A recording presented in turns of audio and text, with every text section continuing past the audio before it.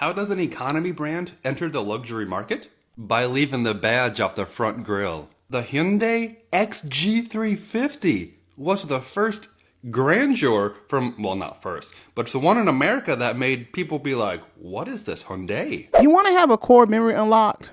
Okay. In the car world, there used to be a lot of different cars that people really just took to. And for Hyundai in particular, it took a minute before they actually got to be lookers. Nowadays, y'all only know, and I say y'all as those people who were not there in 2001, y'all only know of Genesis and Hyundai Sonatas and Kia Optimas and the Kia Boys. That is not a part of the story. But there used to be a time where Hyundai was not exactly a looker, but Hyundai essentially was just kind of ripping off looks for everybody else to push themselves up. But it's understandable. The history of Hyundai goes back as far as 1986, and their first car brought to the States was the Pony or the Hyundai Excel, depending on how you want to say that. And the Excel was exceptionally well in its initial launch, and then it kind of ran into some problems, but we're not here to talk about the Excel today. You see, between 1986 and 2001, Hyundai really was struggling to find itself, but the big moment at which they kind of came to their senses and decided they were going to be competitive in the automotive landscape was the Hyundai XG. What is it, you might ask? I'm going to do my best to tell you. What's up, guys? My name is Chris, and welcome to The Breakdown, where we talk about everything cars, news, and reviews. If you're new to the channel, welcome. If you're not, welcome back. So I try to do my best to give you guys a really robust picture of a Hyundai XG300/350, and I'm going to be honest with you, it wasn't much. But I am going to tell this story as it involves not just Hyundai, but it also involves Kia and the state of where luxury cars/premium cars was, and how the XG transformed Hyundai into the Hyundai we know today. So with that being said, stick around and stay tuned because you are now watching The Breakdown.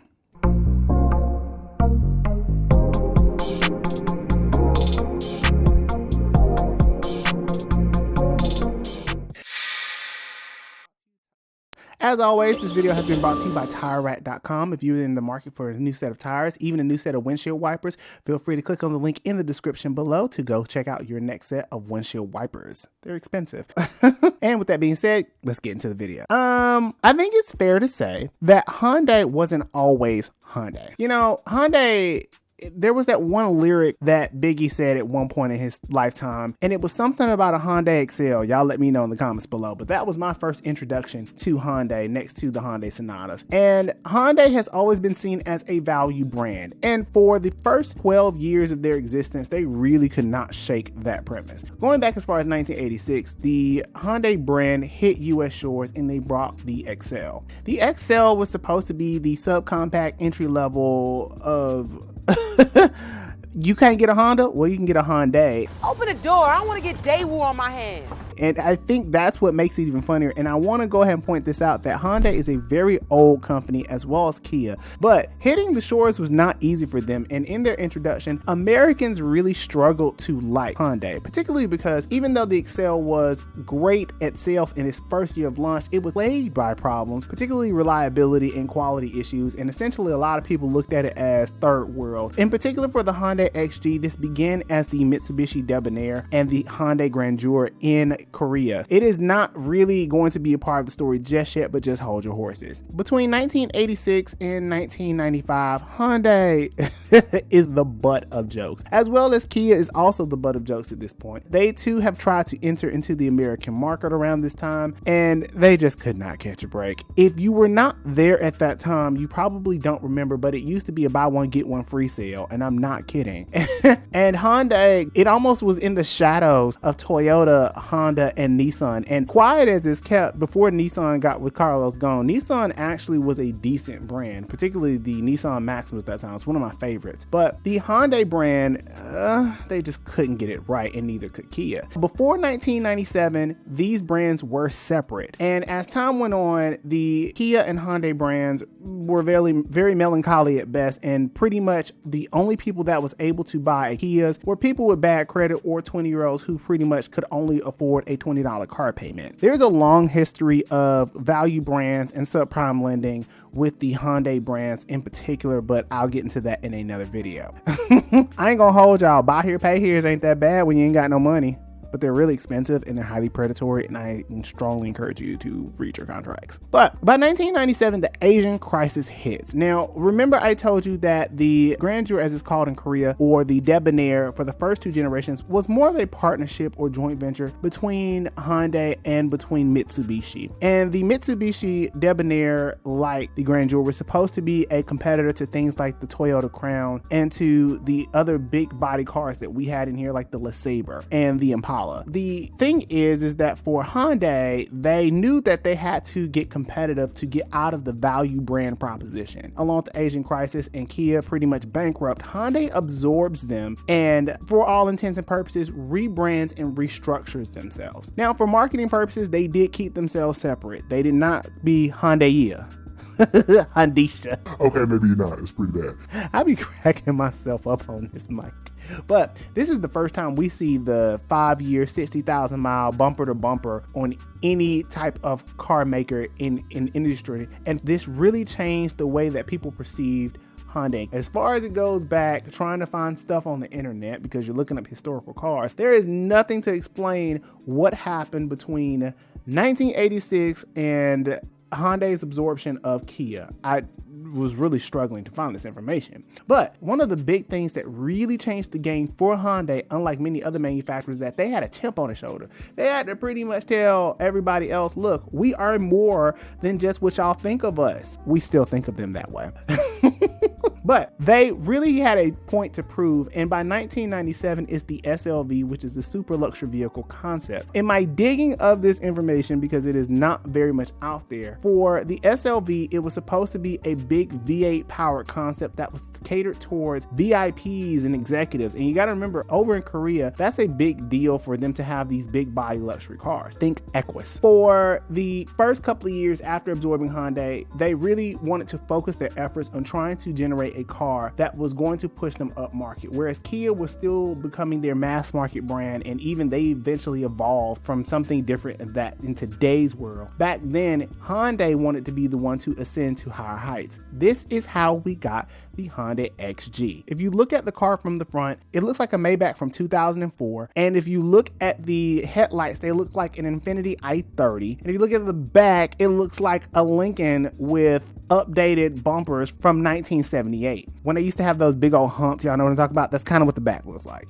This car was awkwardly styled. This was the first generation that it was not a combination of Mitsubishi and Hyundai, whereas the previous generations were. And this was their first attempt at moving up market. It came with a 3-liter V6, which got you roughly about 192 horsepower. You know, it went to the front wheels. The biggest thing about this car was value. In between a lot of the selling points, aside from the leather seats, faux wood, it had a CD player. This car was supposed to be Hyundai's aha, we have luxury for you and for cheap.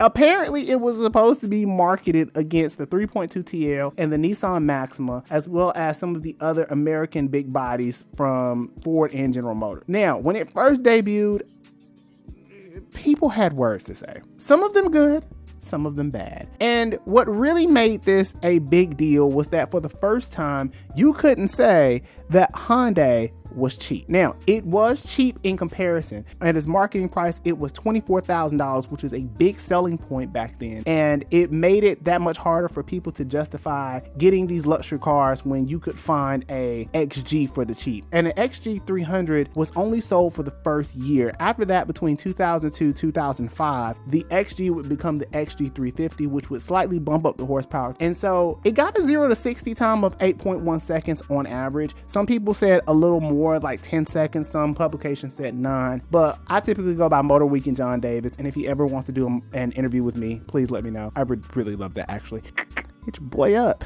The XG300 and 350 represented a different space for Hyundai. And to be truthful, it looked cheap. For this first year, it only did about 2,004 units. And then between 2002 to 2005, it did an average about 16 to 17,000 units, which wasn't much. But considering this was supposed to compete against much of the more premium and big cars, this was a big deal for Hyundai. Now, of course, you know, there's also the Kia Amante, which I remember joking about the Kia Amante because it was supposed to be like the knockoff Bentley. And I remember how people felt about that because the front of that looks like the egg crate of a Chrysler 300/Bentley, and the front lights of the Kia Amante look like a Jaguar. I don't know what it is about Korean cars and them trying to take elements of other cars, but it always looks like some of them are just copycats. Now, nowadays, they have their own style. They look different. They look like their own being. But back then, they looked like Dollar General cars. We're all honest here, right? The XG between 2001 and 2005 was a very unique point for Hyundai. And what ended up resulting from this is that we got into the Azera, which the Azera is still being sold today in Korea, not so much here. And then we also have the Genesis brand here in America, which has been spun off. And that also took some of the elements of the Equus. But the XG, one of the biggest complaints about it was that there were some elements that just felt cheap. And while we would like to think that Hyundai has evolved from its humble roots, Hyundai used to be a real banshee, bitch. Real banshee. From the elements of styling, the grille is really what kind of threw everything off. There was no evidence of it being a Hyundai until you got to the back. And even still, there was just letters, and it was a little frumpy looking, and there was a lot to be desired from this particular style. But this opened the door for new cars to come in, like the Azera, like the Genesis, like the G80, G90. And the G90 today is very different from back in the early 2000s. And the Genesis brand today has this particular car to thank. And you can rarely find these. I did some digging, and it was incredibly difficult to find any resonance of XG that wasn't in a junkyard. And many of them have been fell to the wayside, and unfortunately, that's just a byproduct of Hyundai products in general. They typically don't last long beyond 10 years, and the depreciation, especially back then, on them was super heavy. For context, the XG back then at $24,000 was the equivalent of $42,000, so it was reasonably priced. But if we're being fair and we're being frank and honest, this was the first guinea pig for Hyundai as they really struggled to make their way into the Americas. But without the XG, we would not have the Hyundai and the Genesis brand as well as the Kia brand that we do today. With that being said, leave me a comment below and let me know if you've ever actually driven one, because it's something about that damn interior that just reeks of 2000s. It's real nasty. And let me know also if you've ever driven a Genesis and you've driven one of those cars back then, and how loyal you've been to the brand and watched them grow. And lastly, if you are here and you're new to the channel, feel free to support the channel. I am going to be very transparent here. These take a lot of effort and energy to make. And if you would like to support the channel and don't want to buy any of my stuff that I sell in my advertisements, feel free to donate. It definitely means a lot more to me than you think. Plus, I got to pay bills. And so with that being said, until the next video, I will see you guys later.